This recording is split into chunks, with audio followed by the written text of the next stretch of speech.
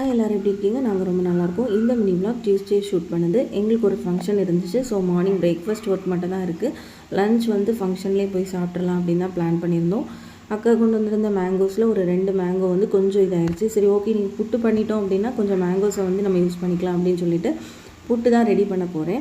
ஹஸ்பண்டுக்கு ஒயிட் புட்டு கொஞ்சம் பிடிக்கும். ஸோ அதனால் அவங்க கொஞ்சம் இன்ட்ரெஸ்ட்டாக சாப்பிடுவாங்க அப்படின்னு சொல்லிட்டு ஒயிட் புட்டு தான் பண்ணிட்டு இருந்தேன். அவங்க கொஞ்சம் காசிப் பேசிகிட்டு இருந்தாங்க.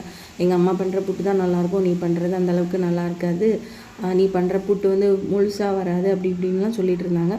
என்னோடய புட்டு குழலில் கொஞ்சம் பிரச்சனை இருக்குது. ஸோ அதனால தான் அது ஃபுல்லாக வராமல் ஹாஃபாக ஸ்ப்ளிட் ஆகி வருது. நான் ஒரு சில விஷயங்கள் உங்கள் கூட ஷேர் பண்ணுறேன். அது என்னென்னு பார்த்தீங்கன்னா, நான் ஒரு மதராக ப்ரோமோட் ஆன அப்புறம் எனக்கு நிறைய விஷயங்கள் என்னோடய மைண்டில் இருந்துகிட்ருக்கு. ரீசெண்டாக கூட நம்மளோட பிள்ளைங்களை நம்ம எப்படி வளர்த்தெடுத்துப்போம், நம்ம கரெக்டாக வளர்ப்போமா, நம்மளோட பிள்ளைங்க நம்ம சொல்கிறத கேட்பாங்களா, இந்த மாதிரி நிறைய விஷயங்கள் ஓடிட்டே இருக்கும்.